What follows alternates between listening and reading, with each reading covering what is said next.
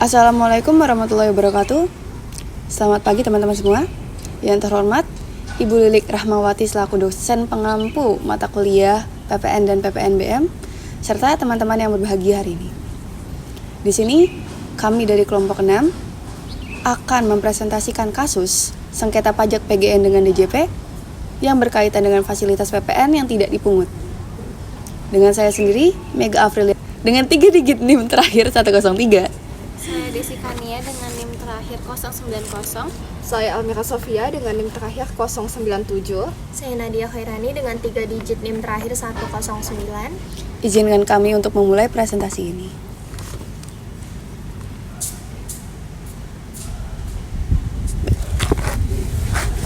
Oke, yang pertama ada latar belakang perusahaan. Jadi, PT PGN atau PT Perusahaan Gas Negara (TBK) dengan identitas saham PGAS merupakan entitas BUMN strategis yang berfungsi sebagai subholding gas di bawah naungan PT Pertamina. Didirikan secara resmi pada tahun 1965, PGN memiliki mandat untuk memimpin dan mengintegrasikan rantai nilai bisnis gas bumi nasional dari sektor hulu hingga ke hilir.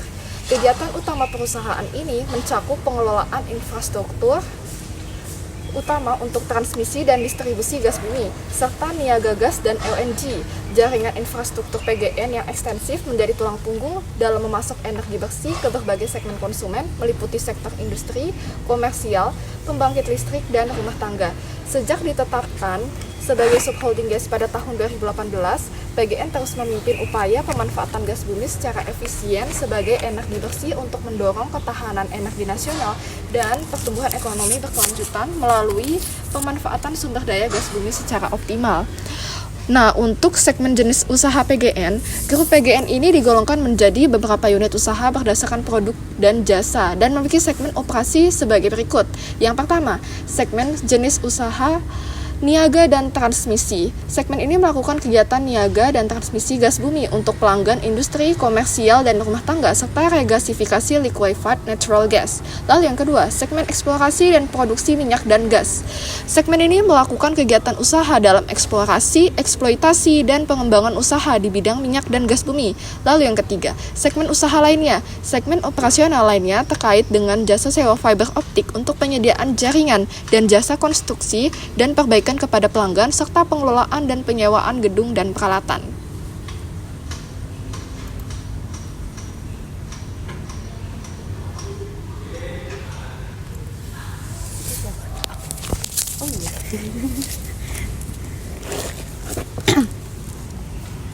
Lalu, di sini kita akan membahas mengenai kasus antara PGN dan DJP.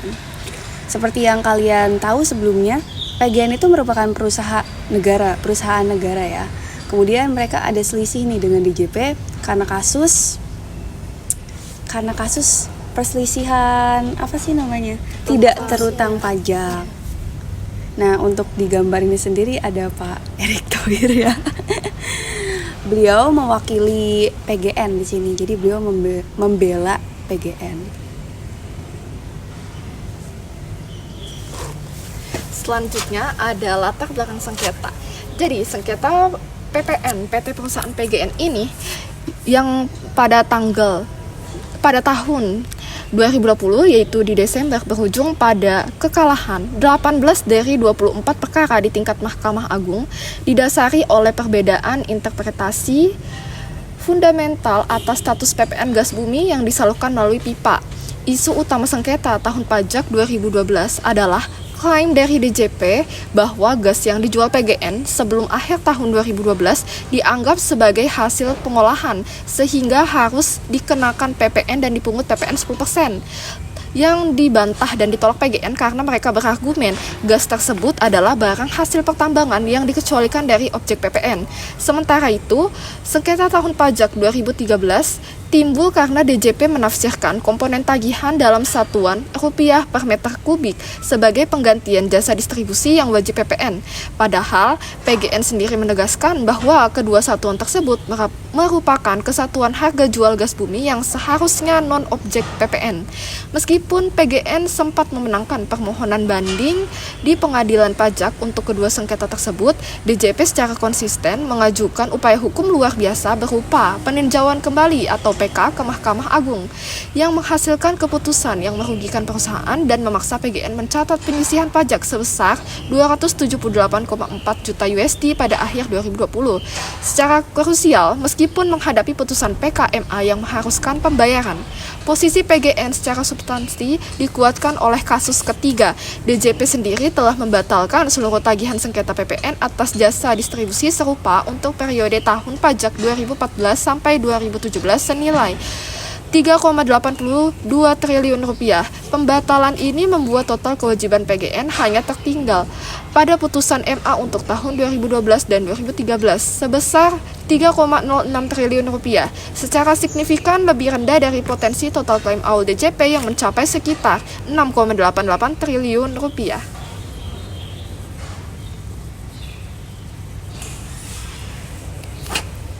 Jadi bisa kita lihat dari sini, di grafik ini itu menunjukkan bahwa secara garis besar jumlah berkas sengketa yang terbanding atau tergugat yang dikumpulkan oleh DJP itu meningkat dari tahun 2013 sampai dengan tahun 2019. Kenapa sih kira-kira hal ini bisa terjadi? Jadi seperti yang kita ketahui bahwa di Indonesia sekarang ini menganut sistem self-assessment di mana segala pajak itu dihitung, dilaporkan dan juga dibayarkan oleh si wajib pajaknya langsung. Jadi hal ini itu bisa memicu adanya tax dispute yang akan dijelaskan oleh teman saya Mega.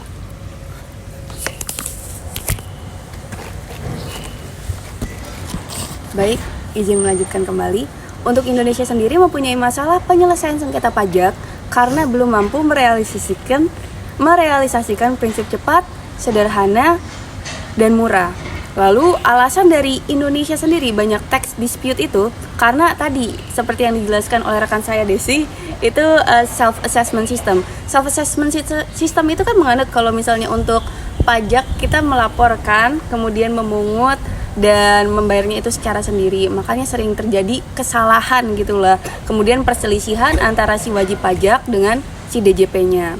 Nah, tax dispute itu kalau misalnya menurut Mayanji dan teman-teman dan kawan-kawan dalam Science Journal of Business and Management volume 8 nomor 22 itu terdiri dari 1. Pelanggaran pajak yang tidak rasional, yang kedua, kesalahan perhitungan pajak, yang ketiga, kekeliruan prosedur pajak, yang keempat, misinterpretasi hukum pajak, yang kelima, sanksi pajak yang tidak dapat dibenarkan, yang keenam, penetapan utang pajak yang tidak rasional, yang ketujuh, ambiguitas peraturan pajak, dan yang kedelapan, kesalahan lainnya yang dilakukan oleh kantor pajak. Selain itu, ada beberapa alasan lain. Karena tax dispute itu biasa terjadi nih ya, ibaratnya kayak Indonesia banyak tax dispute-nya karena WP tuh harus menunggu kurang lebih 3 tahun kan untuk dapat kepastian hukum. Makanya makin lama makin numpuk tuh. Selain itu, penambahan jumlah WP dan peningkatan pemahaman melalui sistem self-assessment itu makin meningkat.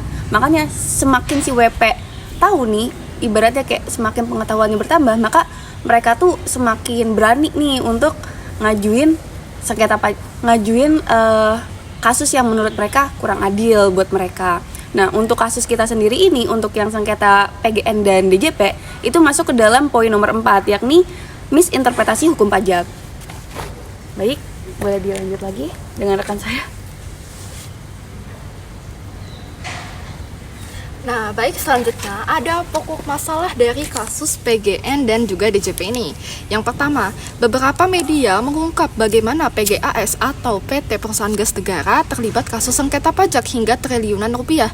Ada yang menyebutkan 3,06 triliun, bahkan 6,8 triliun. Lalu yang kedua, kabar tersebut berasal dari penjelasan PGN ke Bursa Efek Indonesia sebagai bentuk keterbukaan informasi kepada publik. Berita ini begitu masif dan memengaruhi harga saham PGAS. PGAS itu adalah kode emiten PGN di Bursa Efek Indonesia. Lalu yang ketiga, inti kasus tersebut adalah masalah sudut pandang penafsiran aturan UU Pajak PPN, UU nomor 42 tahun 2009. Multitafsir terjadi pada pemahaman terhadap pasal 4A ayat 2 huruf A UU PPN. Nah, ini dia pokok masalahnya. Masalah yang pertama, kasus pajak PGN khususnya tahun pajak 2012 dan 2013 berawal dari pemeriksaan pajak oleh DJP pada tahun 2016. Lalu masalah yang kedua, salah satu isu terbesarnya adalah DJP menetapkan penjualan gas bumi oleh PGN itu sebagai objek PPN sehingga PGN seharusnya memungut PPN. Namun PGN beranggapan sebaliknya kalau gas ini bukan objek PPN. Lalu masalah yang ketiga, dasar hukum PGN, DJP, dan MA sama-sama merujuk pada pasal 4 ayat 2 UU PPN beserta penjelasannya.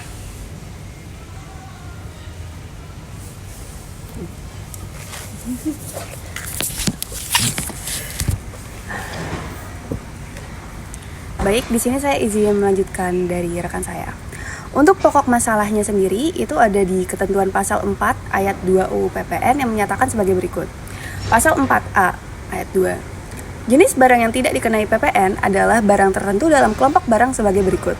A. Barang hasil pertambangan atau hasil pengeboran yang diambil langsung dari sumbernya. Ini merupakan inti masalah dari sengketa pajak antara si PGN dengan DJP. Nah, dari pasal di atas ada satu frasa yang memunculkan titik multitafsir atau ambiguitas pertama, yaitu yang diambil langsung dari sumbernya. Nah, kemudian untuk dua titik multitafsir lainnya ada di penjelasan pasal tersebut.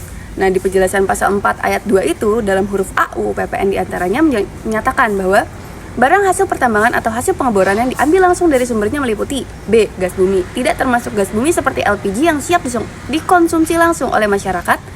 Dan berdasarkan uraian penjelasan pasal di atas, ada dua titik multitafsir, yakni frasa termasuk gas bumi seperti LPG dan kemudian frasa yang siap dikonsumsi langsung oleh masyarakat. Maksudnya gimana? Jadi gini, untuk si PGN dengan si DJP sendiri itu mereka tuh bisa dibilang berselisihnya karena yang tadi kesalahan multitafsir. Yang pertama tuh yang diambil langsung dari sumbernya. Si DJP ini menganggap kalau misalnya si PGN itu tidak mengambil si gas buminya dari sumbernya langsung karena si PGN ini dibantu oleh K3S atau kontraktor kontrak kerjasama. Nah, karena si kontraktor kerjasama ini mengambil gas buminya dan bukan PGN-nya secara langsung, maka si DJP menganggap, wah, nggak bisa ini, nggak bisa. Itu kamu tuh nggak ngambil sendiri. Nah, DJP tuh maunya yang ngambil sendiri itu si PGN-nya, bukan si K3S-nya. Nah, kalau misalnya bukan si PGN yang ngambil secara langsung gas buminya, itu nggak dianggap sebagai pengambilan langsung dari sumbernya oleh DJP, walaupun pada kenyataannya itu sumbernya milik si PGN. Di sini PGN tuh hanya memakai jasa si K3S-nya saja. Namun lagi-lagi si DJP itu kukuh sekali. Jadi kayak dia tuh tetap dengan pendapatnya kalau misalnya ini tuh nggak boleh sebenarnya.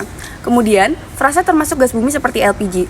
Perlu kita ketahui bahwa di sini tuh LPG-nya tuh dimaksudkan sebagai contoh saja atau bisa dibilang sebagai LPG-nya doang. Contohnya tuh kalau misalnya LPG kan salah satu contoh tuh jadi kayak bisa ke gas-gas bumi lainnya kan.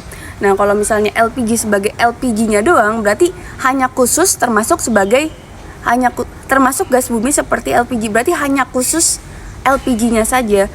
Tapi setelah kami baca, kami riset itu ternyata LPG di sini tuh sebagai contoh saja di dalam perdebatan kasus tersebut. Kemudian frasa yang siap dikonsumsi langsung oleh masyarakat. Yang perlu ditanyakan adalah yang siap dikonsumsi langsung oleh masyarakatnya ini masyarakat konsumen akhir kayak masyarakat biasa seperti kita atau masyarakat industri gitu loh. Karena masyarakat di sini bisa dibilang kurang jelas arahnya kemana, dan ini tuh dijadikan sebagai misinterpretasi antara si PGN dengan si DJP.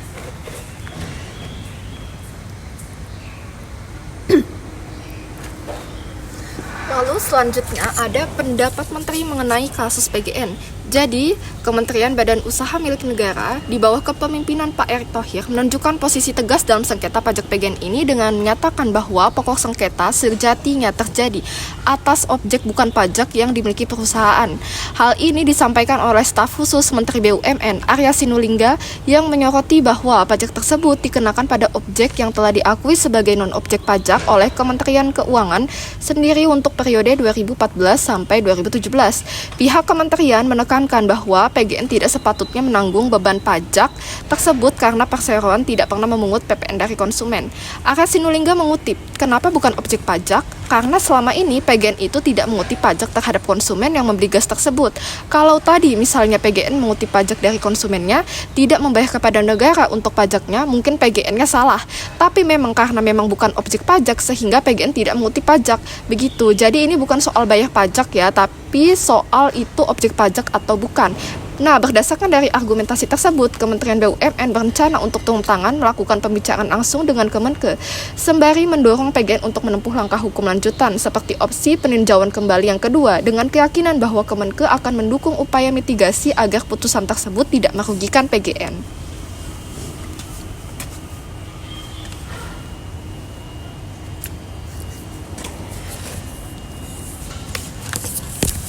Baik, saya izin melanjutkan. Di sini DJP sempat mempermasalahkan mengenai frasa melalui proses. Nah, kita bahas sedikit. Menurut Sabtono dalam bukunya Manajemen Pajak edisi 2 tahun 2017, permasalahan muncul dari pasal 4A ayat 2 huruf AU PPN menjadi gray area karena tidak ditemukan peraturan pajak yang menjelaskan makna monosemantik atau makna tunggal dari frasa kalimat tersebut.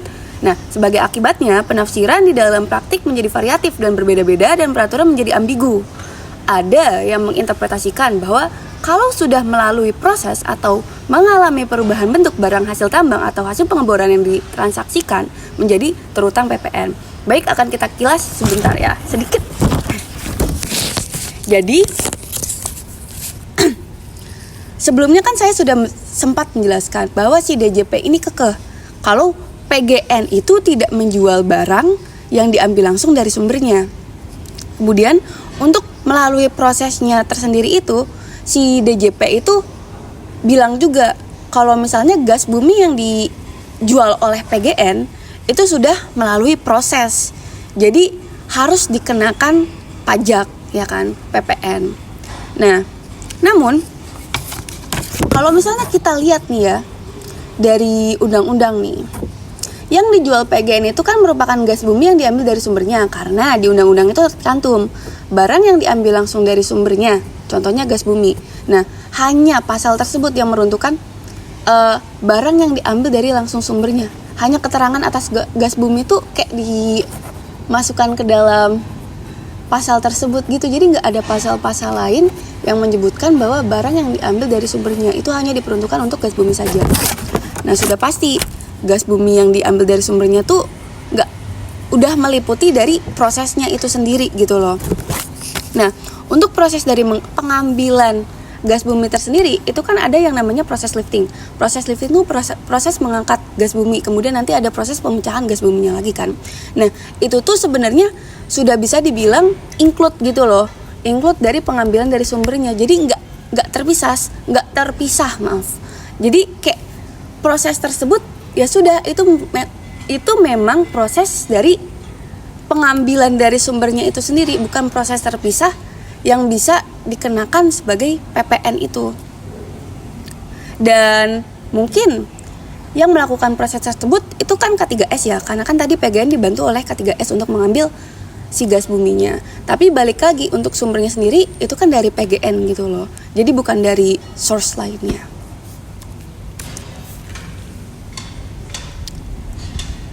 Ini aku ya. Nah, untuk pokok sengketanya sendiri itu sesuai dengan putusan PP nomor PUT 000511 16 tahun 2018 PPM 16B tahun 2019 masa Januari 2012. Nah, majelis itu berpendapat bahwa berdasarkan pemeriksaan majelis atas berkas pemohon banding dan penjelasan para pihak di dalam persidangan, diketahui bahwa yang menjadi pokok sengketa dalam sengketa banding adalah koreksi positif atas dasar pengenaan pajak atau DPP penyerahan PPN harus dipungut sendiri sebesar 1,6 triliun yang terdiri atas A. Koreksi atas penjualan gas bumi yakni komoditi gas sebesar 1 triliun. Kemudian yang kedua itu ada koreksi atas penjualan gas bumi non komoditi service sebesar 500 miliar. yang tidak disetujui oleh pemohon banding. Nah, terbanding itu si DJP ini beranggapan kalau gas bumi ini sebenarnya harus dipungut PPN. PPN terutangnya itu 1 triliun. Tapi karena si PGN itu merujuk kepada pasal 4 ayat 2 itu yang di dalam undang-undang PPN bahwa yang gas bumi itu tidak dikenakan PPN, jadi harusnya tidak dikenakan PPN gitu loh. Tapi si DJP-nya akhirnya dikeluarkanlah ini yang putusan PP nomor put itu deh. Nah, menurut pemohon pembanding, mereka tuh nggak setuju dan mengajukan permohonan banding atas koreksi terbanding dengan alasan-alasan sebagai berikut. Jadi mereka tuh membela diri mereka bahwa gas bumi yang dijual oleh pemohon banding merupakan gas bumi hasil pertambangan dan pengeboran yang dialirkan melalui pipa tanpa melalui proses lanjutan. Dalam hal ini, pemohon banding mendapat gas bumi tersebut dari kontraktor kontrak kerjasama atau K3S yang diambil langsung dari sumbernya. Nah, pemohon banding menerima gas bumi tersebut di titik serah yang disepakati. Selanjutnya, gas bumi yang telah diterima oleh pemohon banding dari K3S tersebut dijual langsung melalui pipa kepada pelanggan. Perlu digarisbawahi bahwa yang dijual oleh si PGN ini bukan gas seperti LPG atau LG. Atau satunya lagi apa ya? Kalau LNG tuh setauku memang dijual juga oleh PGN. Tapi untuk penjualan utamanya itu gas yang disalurkan melalui pipa-pipa itu ke perumahan. Itu yang dijual oleh PGN. Nah, bahwa gas bumi yang dijual oleh pemohon banding itu PGN-nya ya, kepada pelanggan tidak mengalami perubahan karena gas bumi dialirkan melalui pipa tanpa melalui proses lanjutan. Nah, ini yang tadi sempat saya bahas juga. Pipa-pipa tersebut hanya berfungsi sebagai media perantara untuk melaluinya, dengan mengalirkan gas bumi tanpa mengubah bentuk gas bumi yang melaluinya. Dengan demikian, tidak terdapat value added tax terhadap gas bumi tersebut. Jadi tidak ada penambahan gitulah terhadap nilai dari si gas bumi tersebut. Nah, bahwa secara konseptual PPN dikenakan atas setiap pertambahan nilai suatu barang dan atau jasa. Selanjutnya, berdasarkan literatur tentang pajak pertambahan nilai, antara lain yang dikemukakan oleh Alan Tate dalam buku Value Added Tax: International Practice and Problems, dijelaskan bahwa value added is the value that a producer adds to his raw materials or purchases before selling the new or improved products or service. Pendapat tersebut menjelaskan bahwa pertambahan nilai pada suatu barang dan atau jasa adalah ketika terdapat nilai tambah atas suatu barang dan atau jasa tersebut. Nah, karena PGN menganggap bahwa gas bumi yang dijualnya itu tidak mendapatkan nilai tambah gitulah. Jadi mereka tuh bersengketa lah sama si DJP. Bahwa dalam hal ini gas bumi yang dijual oleh pemohon banding kepada pelanggan merupakan gas bumi hasil pertambangan dan pengeboran yang diambil langsung dari sumbernya dan dialirkan melalui pipa tanpa melalui proses lanjutan.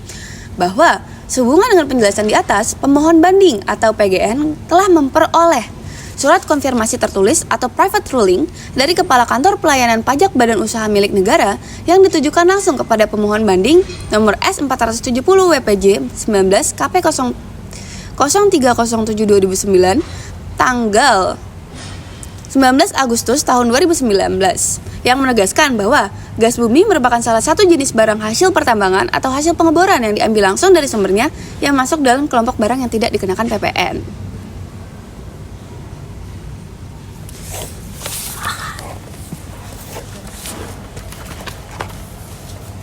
Lalu saya akan menjelaskan pokok sengketa B. Di sini itu pokok sengketanya itu adalah penggunaan mata uang USD dan juga rupiah yang merupakan satu kesatuan harga komoditas gas bumi. Jadi sebenarnya pemohon banding itu perlu menyampaikan bahwa penerapan harga jual gas bumi dengan mata uang USD dan juga rupiah itu sudah dilakukan sejak tahun 1998 pada saat Indonesia itu dilanda oleh krisis moneter dan juga terjadi pelemahan nilai tukar rupiah terhadap USD. Dan hal ini itu sesuai dengan risalah rapat Dewan Komisaris Pemohon Banding pada tanggal 16 Juni 1998 dan juga keputusan direksi mengenai penyesuaian tarif gas bumi pada tahun 1998 yang menyatakan bahwa tarif gas bumi pemohon banding menggunakan satuan USD per MMBTU dan juga rupiah per meter kubik.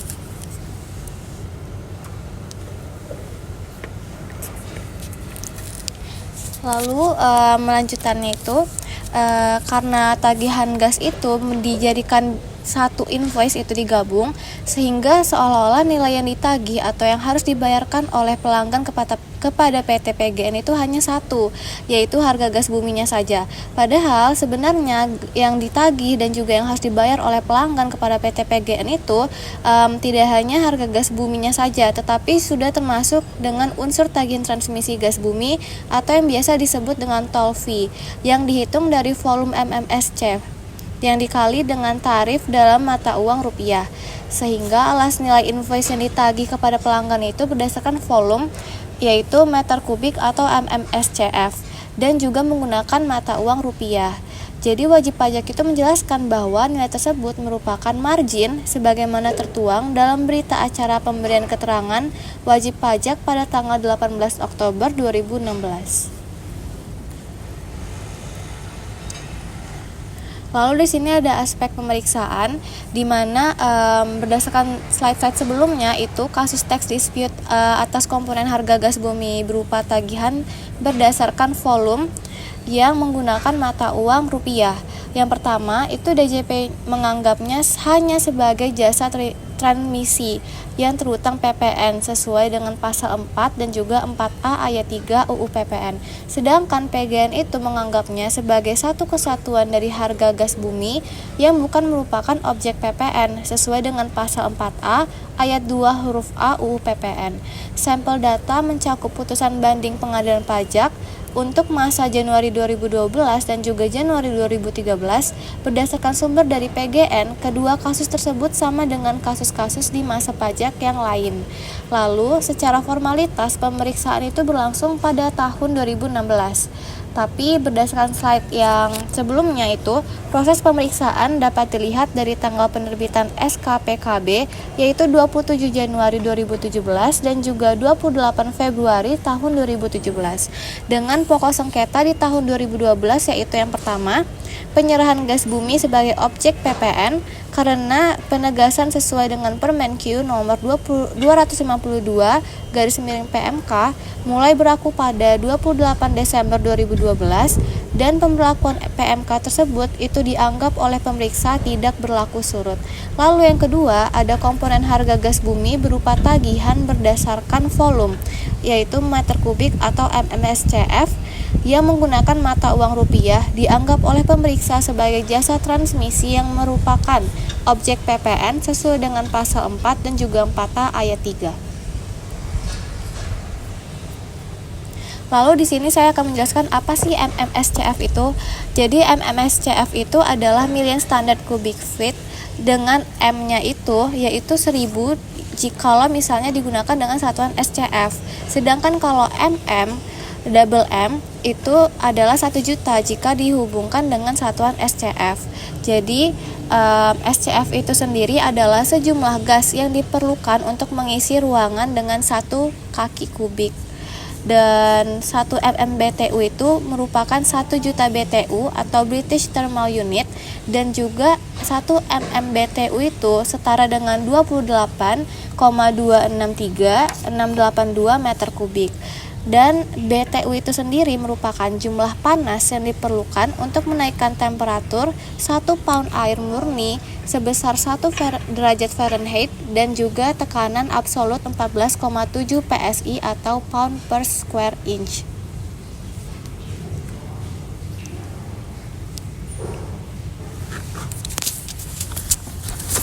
Baik, izin mengambil alih. Sekarang saya akan menjelaskan secara garis besar kronologis dari kejadiannya. Jadi, sengketa pajak antara PT Perusahaan Gas Negara atau PGN dengan DJP itu berawal dari perbedaan penafsiran ketentuan perpajakan, terutama mengenai kewajiban pemungutan pajak pertambahan nilai atau PPN atas penyerahan gas bumi dengan total nilai sengketa mencapai sekitar 6,88 triliun. Sengketa ini terbagi atas 2 periode utama. Yang pertama, sengketa tahun pajak 2012 dan 2013 senilai 3,06 triliun yang muncul dari perbedaan penafsiran peraturan Menteri Keuangan dan mekanisme penagihan. Pada periode ini, DJP berpendapat porsi harga gas dalam Rupiah per meter kubik adalah penggantian jasa distribusi yang dikenai PPN, sementara PGN berpendapat itu adalah satu kesatuan harga gas yang tidak dikenai PPN. Sengketa yang kedua yaitu untuk periode 2014 sampai 2017 senilai 3,82 triliun, juga terkait dengan perbedaan penafsiran mengenai PPN atas penyerahan gas bumi. Atas kedua sengketa tersebut, DJP menerbitkan puluhan surat ketetapan pajak kurang bayar.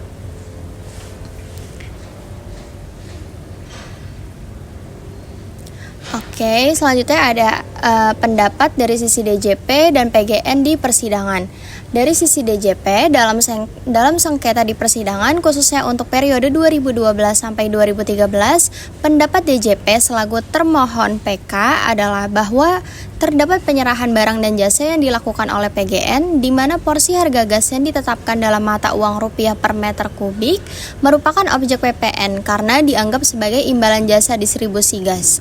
DJP menilai penyerahan jasa distribusi ini harus terutang PPN sesuai dengan peraturan perpajakan yang berlaku.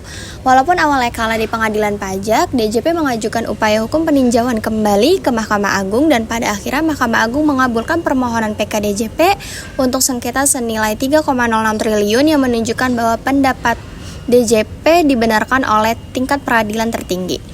Kemudian ada pendapat berdasarkan POV dari PGN. PGN selaku pemohon banding menyatakan keberatan atas koreksi pajak yang dilakukan DJP. PGN berpendapat bahwa transaksi penyerahan gas bumi yang harganya ditetapkan dalam US dollar per MMBTU dan rupiah per meter kubik merupakan satu kesatuan harga gas yang utuh. Oleh karena itu, gas bumi merupakan komoditas yang bersifat strategis dan pemanfaatannya dibebaskan dari PPN. PGN beranggapan bahwa seluruh komponen harga termasuk yang dianggap DJP sebagai jasa distribusi bukan merupakan objek PPN. Pendapat PGN sempat dikuatkan pada tingkat pertama sengketa di mana pengadilan pajak mengabulkan seluruh permohonan banding PGN dan membatalkan ketetapan DJP. PGN juga didukung oleh Kementerian BUMN yang meyakinkan objek tersebut seharusnya bukan merupakan objek pajak.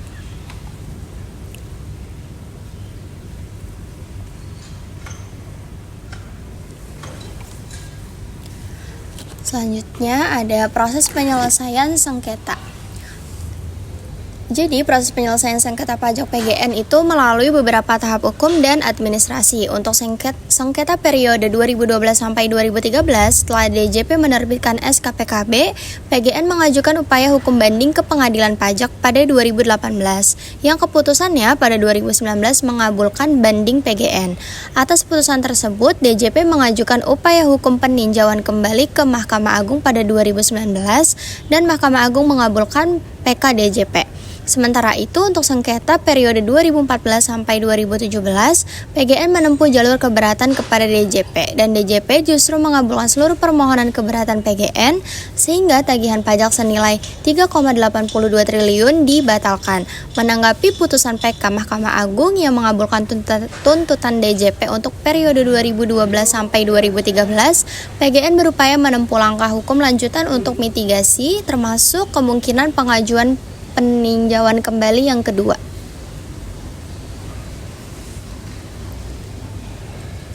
Dan yang terakhir di sini ada putusan akhir dari sengketanya. Putusan akhir dari sengketa pajak PGN menghasilkan kesimpulan yang terbagi berdasarkan periode tahun pajak dan jalur penyelesaian.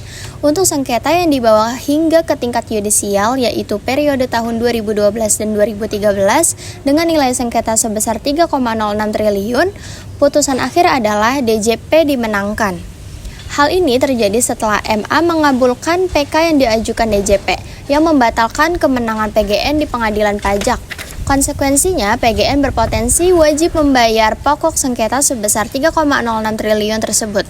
Sebaliknya, sengketa untuk periode yang lebih baru yaitu tahun 2014 hingga 2017 dengan nilai 3,82 triliun diselesaikan melalui jalur administrasi keberatan dan menghasilkan kemenangan bagi PGN, di mana DJP mengabulkan seluruh permohonan keberatan yang diajukan PGN sehingga tagihan pajak tersebut dibatalkan. Baik.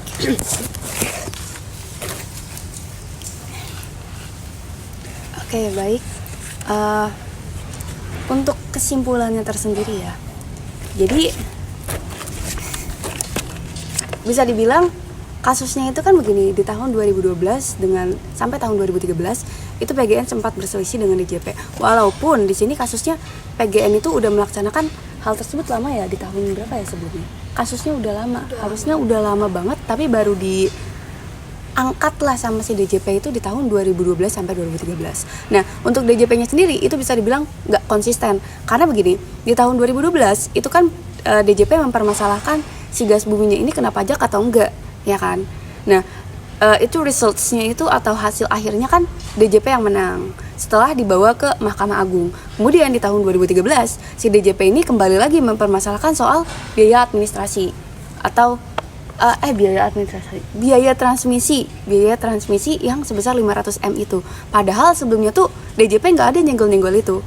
Jadi kayak tiba-tiba banget nih di tahun 2013 si DJP bahas lagi, cuman bahasnya beda. Nah, jadinya nggak konsisten kan. Kemudian untuk di tahun 2014 sampai dengan tahun 2017 itu mereka tuh kembali lagi berselisih. Muncul lagi tuh kasus seperti itu. Namun di sini si DJP itu mengabulkan permohonan keberatan ya, permohonan banding si PGN dan menghapuskan utang pajaknya. Oke, baik, perlu diketahui nih. Kalau misalnya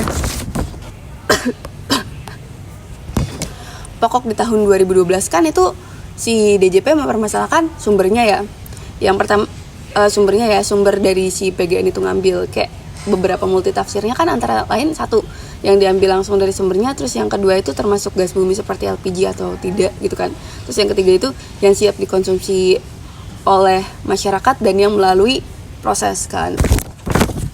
Nah, kalau untuk yang melalui proses kan si PGN itu menganggap kalau misalnya pipa itu cuma sebagai media doang, bukan sebagai hal yang seharusnya ditambahkan sebagai value added. Terus yang menurut DJP lagi itu ada ongkosnya, ada biaya ongkos transmisinya sejumlah 500 miliar. Namun di situ tuh si DJP-nya menganggap kalau itu tuh satu kesatuan dari gas buminya, nggak bisa dipisahkan. Nah, si DJP itu menganggap kalau misalnya kayak gitu tuh bisa dibilang nguntungin si PGN gitu loh. Nih, koreksi DPP PPN atas penjualan gas bumi non komoditi berupa jasa pengangkutan gas atau toll fee atau biaya servis ya sebesar 523 miliar 47.639.247. Nah, menurut DJP, kegiatan menyalurkan gas bumi melalui pipa meliputi kegiatan transmisi dan atau transaksi dan distribusi melalui pipa penyalur dan peralatan yang dioperasikan dan diusahakan sebagai besaran satuan yang terintegrasi. Nah, komponen biayanya itu kan harga beli gas dalam satuan US dollar atau MMBTU sebesar 60% kan kalau dalam invoice tersebut. Kemudian untuk transmisi dalam satuan USD atau MMSCF sebesar 22% dan distribusi niaga itu sebesar 18%. Nah, tagihan berdasarkan volume dalam satuan meter kubik atau MMSCF itu dikalikan dengan tarif kalau misalnya dirupiahkan itu sekitar Rp750 per meter kubik. Nah, kemudian untuk tagihan berdasarkan nilai kalori atau energi dalam satuan MMBTO atau tarif itu US dollar 7,56 per MMBTU. Tagihan harga beli ada dalam satu invoice seolah-olah cuma transaksi harga gas bumi saja padahal ada tagihan transmisi. Itu menurut DJP. Jadi DJP itu menganggap kalau misalnya di kasus tahun 2013 itu si PGN itu cari celah untuk cari untung gitu loh melalui si biaya transmisi itu biar nggak dikenakan pajak. Jadi kayak biar bisa dikantongin sama mereka sendiri. Padahal menurut DJP harusnya yang biaya transmisi itu dikenakan pajak. Nah, untuk yang hasil sengketa ini ya bisa dibilang DJP yang menang kalau yang tahun 2013. Namun tahun-tahun selanjutnya karena di sini nggak melalui majelis agung lagi, itu si PGN yang dinyatakan menang. Nah, untuk kesimpulannya, undang-undang PPN yang dulu nih ya, untuk menurut kita sendiri itu bisa dibilang banyak sekali gray areanya. Nah, kan sempat disinggung ya, kalau misalnya Indonesia tuh mengalami peningkatan dalam sengketa pajak. Jadi kayak banyak wajib pajak yang ngajuin aju banding kepada DJP. Nah, kebanyakan dari mereka itu aju bandingnya ya karena tadi multitafsir atau perbedaan penafsiran antara si DJP dengan si wajib pajak. Jadi karena beda nih ya, si DJP nganggap ini, kemudian si wajib pajak nganggap ini, gini. Nah, yang perlu dibenahi itu sendiri, itu menurut kami tuh dari undang-undang tersebut. Jadi, kalaupun memang di undang-undang nih sudah menjelaskan begini, tapi seenggaknya tuh harus ada penjelasan-penjelasan lain atau penjelasan tambahan-tambahan gitu, yang ya penjelasan secara rinci, agar tidak menimbulkan multitafsir antara si wajib pajak dengan si DJP. Dan menurut kami juga perlu adanya sistem yang bisa dibilang kayak apa ya, mengkonsultasikan pajak, cuman tidak harus melalui konsultan gitu loh. Jadi kayak online gitu dengan negara gitu, instansi, supaya kayak kita tuh bisa jelas ini tuh ini tuh merupakan permasalahan atau tidak. Karena kan banyak juga wajib pajak yang karena kesalahan-kesalahan minor gitulah akhirnya kayak diangkat juga jadi kasus karena perbedaan pemahaman sedikit gitu juga. Untuk saat ini cukup itu saja yang akan kami bahas. Kurang lebihnya mohon maaf. Jika memang ada salah-salah kata, mungkin kami mohon koreksi ya. Baik, sebelumnya terima kasih Ibu Lilik dan teman-teman semuanya. Wassalamualaikum warahmatullahi wabarakatuh. Terima kasih semuanya. Terima kasih Bu. Kalau ada yang mau nanya, ya boleh hubungi kita aja. Baik.